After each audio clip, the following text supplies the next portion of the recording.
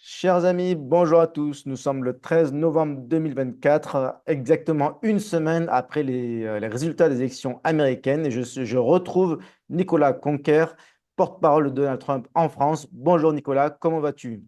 Et bonjour Marc-Guillaume, très bien, la victoire est avec nous et elle en appelle d'autres, donc voilà, gardons la foi, gardons l'espoir et au boulot parce que là il y a 4 années qui nous attendent qui vont être assez haletantes. Oui, alors j'imagine que l'ambiance est très positive. On s'était parlé quelques jours avant l'élection, il y a un peu plus d'une semaine. Et maintenant, voilà, on fait un débrief. Alors, il y a eu bien entendu pas mal de réactions à chaud le jour même, etc. Comment a été l'élection? Est-ce qu'elle était certaine? Bon, il y a eu pas mal de suspense. Finalement, c'est bon, ça fait une semaine. On a eu le temps de se poser. Il a commencé à avoir des nominations pour les ministères, etc. Est-ce que tu peux nous donner ton analyse? Comment tu trouves tout cela? Bah, tout d'abord, on va rappeler que c'est une victoire retentissante, hein. On dit que Donald Trump il a remporté donc tant le collège électoral que le vote populaire. Ça s'était pas produit depuis 2004 qu'un candidat républicain remporte le vote populaire. Donc on est très très heureux et donc ça confirme un peu ce qu'on pensait à la dynamique qu'on pouvait voir. Ça rappelle aussi hein, cette mobilisation de terrain qui se fait tant sur les médias que à battre la campagne en faisant des meetings, que d'aller travailler, faire du porte-à-porte et d'aller pousser les gens à aller voter, quoi. Et donc ça rejoint des problématiques qu'on a en France aussi où à droite, on se dit, bah ouais, non, je vais pas aller m'abaisser à faire ce travail de terrain, mais c'est critique et c'est crucial. Donc voilà, c'est la fin de la parenthèse, mais à côté de ça, il y a également la majorité dans les deux chambres, ce qui fait que quand vous avez la Maison Blanche et la majorité dans les deux chambres, on dit que ça s'appelle une trifecta. Ça veut dire que vraiment, vous êtes vraiment en position de force pour pouvoir déployer un petit peu votre Mais plein programme. pouvoir, Euh, ouais, alors les presque. pouvoirs, ils sont bien séparés. Le dernier pouvoir, c'est le pouvoir judiciaire. Mais ça veut dire que vous n'avez pas trop d'obstruction et ça se gère quand même sur une période de 2 ans, parce que rappelez-vous qu'il y a des élections de mi-mandat pendant au demi-mandat à 2 ans, dans 2 ans. Donc ce que ça dit, c'est que Donald Trump, il ressort vraiment victorieux, une massive comeback. Et également avec la capacité à déployer le programme pour lequel il a été élu, c'est un mandat très solide pour lequel il va être appuyé par l'appareil législatif. Aujourd'hui, il a déjà commencé à faire des nominations dans son cabinet, qui est donc l'administration rapprochée, avec vraiment des personnalités hors normes qui vont vraiment apporter une nouvelle énergie par rapport à ce qu'on avait pu voir, soit pendant le mandat de Biden, mais surtout durant son premier mandat. Il commence notamment en la personne de Suzy White, qui est donc la Chief of Staff, c'est vraiment donc celle qui est responsable de toute l'administration et qui est une personnalité assez peu connue parce que elle donne pas d'interview, mais c'est quelqu'un qui a été déterminante en tant que directrice de campagne de Donald Trump et également auprès d'autres figures du Parti républicain, qui va vraiment être vraiment la capacité un peu l'éminence grise et contrebalancer un petit peu les flamboyances de Donald Trump.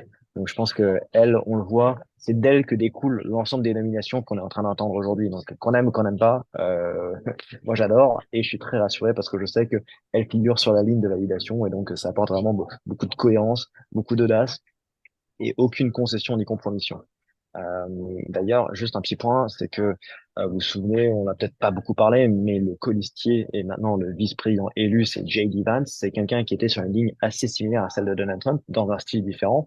Ils sont tous les deux pour le America First, donc c'est un retour à la souveraineté.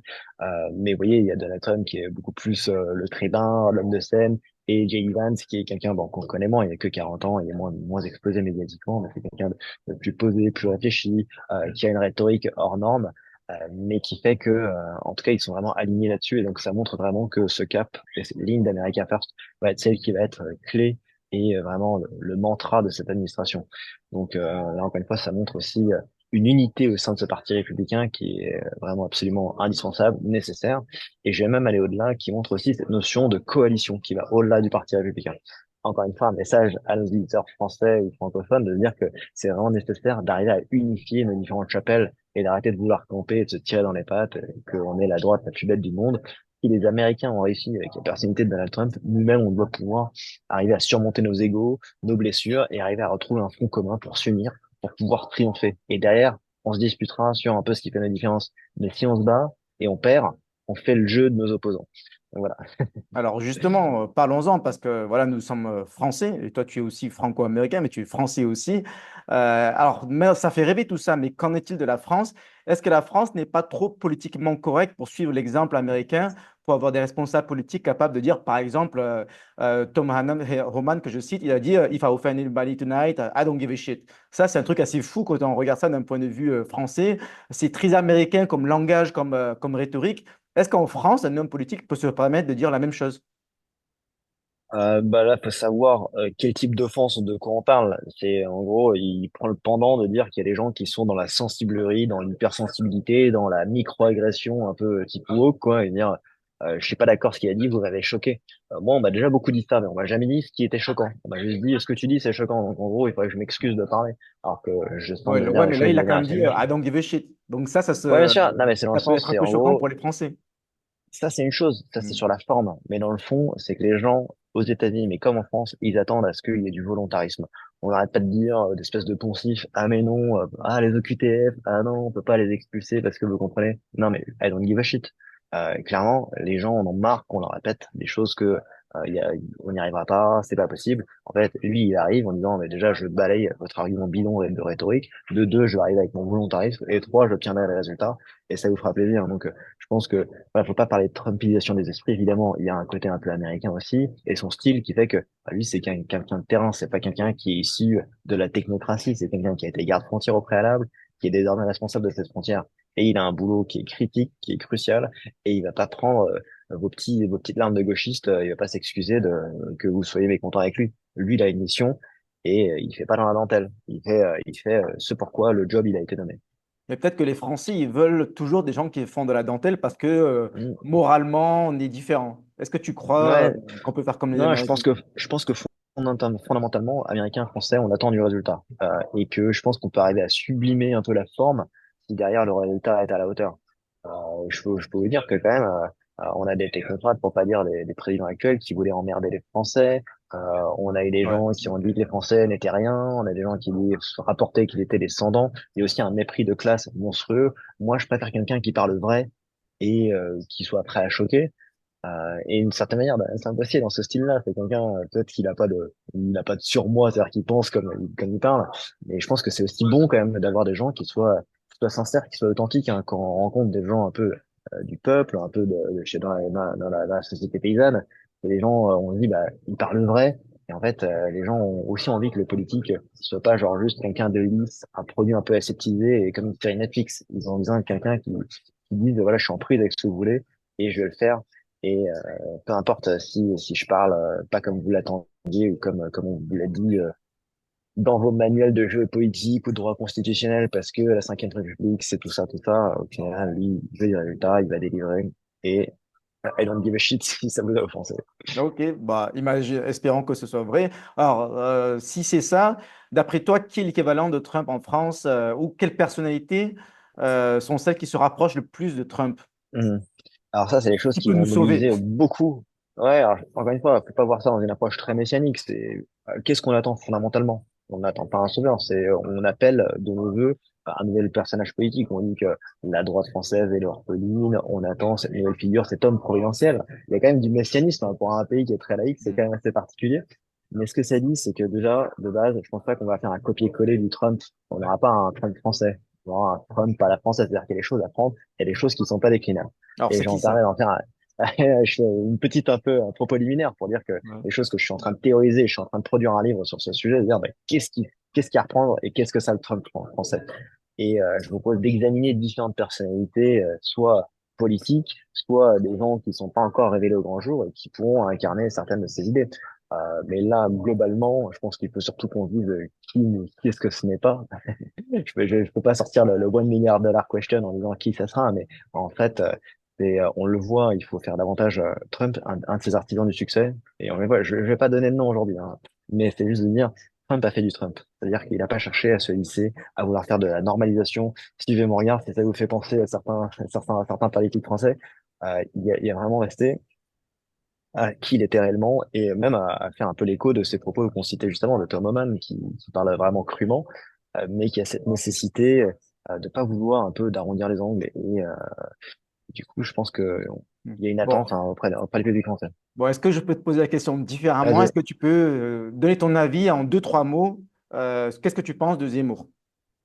Rapidement, une phrase. Ouais, bien sûr, mais Zemmour a réussi quelque chose d'assez incroyable de monter un mouvement qui l'a mené. Voilà, il a fait une très belle campagne qui était très tournée, je pense, autour de la base. Moi, j'étais un militant et un adhérent de la première heure de Reconquête. J'ai beaucoup aimé au préalable tout ce qu'il avait produit et tout ce à quoi il a contribué dans la doctrine. Et ça, c'est absolument indispensable. On a abandonné le terrain un peu intellectuel doctrinaire à la gauche. On est incapable de produire. Est-ce qu'aujourd'hui, son manière politique, est-ce qu'il va être transmis à Sarah Knafo, en gros, ou est-ce qu'il y a d'autres personnes qui vont émerger dans cette ligne qu'il a portée? Je ne lis pas encore dans la boule de cristal, mais je Alors, que pense que penses-tu justement de Sarah Gnafo? ah, mais grande femme talentueuse avec un très grand avenir devant elle. Je pense que elle-même, elle est très lucide sur le fait que différentes formations politiques qu'on donnait mortes, au final, sont arrivées au pouvoir. Et Donald Trump et Maya en sont peut-être l'illustration, mais comme bien d'autres, hein, comme Giorgia Meloni, comme d'autres formations qui, dans l'histoire, a été un peu moribonde. Et je pense que elle montre vraiment qu'elle bouge les lignes, un peu ce côté anti-establishment. C'est très très bénéfique, surtout Ok. de montrer que tous les Euh, experts, tous les médias autoproclamés. Donc voilà, j'aime beaucoup ça. Et je pense que elle est clairement quelqu'un qui doit être soutenu, mais dans une approche vraiment, euh, il faut qu'on arrête, voilà, de se flinguer entre nous, quoi. C'est ok. insupportable. Mais On moi-même, je le enchaîne. vois. Marion Maréchal. Ouais, Marion Maréchal, elle apporte aussi beaucoup. Elle a un nom, elle a une expérience dans la création d'entreprises, elle travaille à la formation d'une jeunesse. Je pense que voilà, mais encore une fois, c'est pas toujours évident. Il peut y avoir qu'un seul shérif dans le village, hein, et donc, du coup, c'est compliqué d'arriver à s'entretenir ces personnes. Mais moi, je trouve qu'elle a une vraie vision, elle est assez solaire, elle irradie. Derrière, voilà, elle a sans doute peut-être des revirements qui n'ont pas, qui la rendent difficile à la positionner. Je pense qu'elle, elle est constante, mais que voilà, c'est pas évident de trouver un peu de s'imbriquer dans une famille droite un peu morcelée à l'heure actuelle. Donc, effectivement, je pense que elle est très inspirante. Et Éric Ciotti. Je vais faire toute la liste. Ouais, bah, et Eric Ciotti, donc moi, bah, c'est pas un secret, donc j'ai été investi par Eric Ciotti lors des dernières législatives, et je trouve qu'il a fait preuve d'un courage un peu sans faille en abattant la bille idéologique qui était ce fameux cordon sanitaire qu'il y avait avec le RN. Et donc lui-même a pris ses responsabilités en disant, mais en fait, il y a beaucoup plus qui nous unit, qui nous sépare. Je fais le choix, je franchis le Rubicon et j'emmène les LR avec moi, qu'ils le veuillent ou non. Et donc en soi, lui, il s'inspire vraiment de ce qui se passe du côté outre-Atlantique. Et en la personne de Donald Trump, c'était une première personne politique élue qui a soutenu Donald Trump, même si bah, d'autres personnes, la personne des Zemmour, ont également soutenu l'avènement de Donald Trump. Donc, je pense que c'est clairement des gens avec qui j'ai envie de travailler, de mobiliser tout cet effort-là. Moi, je me vois vraiment comme un coaliseur, un fédérateur de ces différentes formations politiques et qu'on arrive à sublimer, et surtout dans la base, c'est ça qui me fait le plus mal, moi, de voir nos militants qui sont entre les chiens. Ça n'a pas lieu d'être. C'est savoir qui sont nos amis, qui sont nos ennemis. Et je pense qu'au sein de notre famille politique, on peut avoir des disputes, mais ça sert à rien de sortir à couteau tiré. Ça fait Alors le jeu de notre famille. évidemment, Marine Le Pen. Quel avis? Ouais, bah Marine Le Pen, grande stature, grande femme qui se bat dans la tempête, qui fait face à des persécutions politiques, quelqu'un qui gagne du terrain élection après année. Je ne sais pas ce que tu attends de là. C'est sûr que jusqu'à présent, ça lui donne pas raison, mais est-ce que la prochaine sera la bonne? Moi, je suis sur une ligne beaucoup plus conservatrice sociale et libérale, mais je pense que j'aurais aucun souci à venir renforcer une majorité qu'elle pourrait avoir ou travailler dans une administration qu'elle pourrait incarner. J'ai pas envie de jeter des anathèmes sur qui que ce soit, hein. Donc c'est pas Hmm. un problème d'incarnation, j'ai pas de bisbille et j'ai aucun lien ou aucune dépendance avec qui que ce soit. Je l'ai dit pour Ciotti, il m'a aussi une fois. Mais maintenant, la question c'est de se dire voilà comment est-ce qu'on fait pour arriver au pouvoir et comment est-ce qu'on fait pour transformer les. Alors, dernier nom, Jordan Bardella. Et ben Jordan Bardella, il a clairement compris les codes de toute cette nouvelle génération, qui est la génération Z, qui était déjà intéressée de la politique. Il y a une forme de un peu TikTokisation de la société et qu'il a réussi à vraiment saisir. Il arrive aussi avec bah, l'avenir qui promet, ce renouvellement de la classe politique. J'aimerais bien le voir un peu plus clivant sur certains sujets. J'aimerais bien qu'il y ait des lignes un peu audacieuses et qu'il faut, voilà, même si on est en phase de normalisation, il faut aussi qu'il y ait une forme de bardélisme qui soit un peu plus affirmé, quitte à ce que on soit un peu moins le genre idéal. Super. Eh bien, le message est passé. Merci beaucoup, Nicolas. Est-ce que tu as un dernier mot? Merci beaucoup, tout est dit.